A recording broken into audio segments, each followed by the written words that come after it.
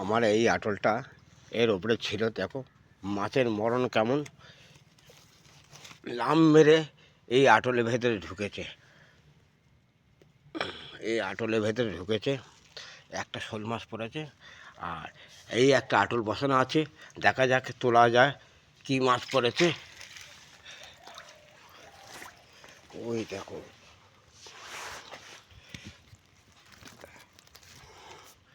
দেখো কতগুলি মাছ পড়েছে।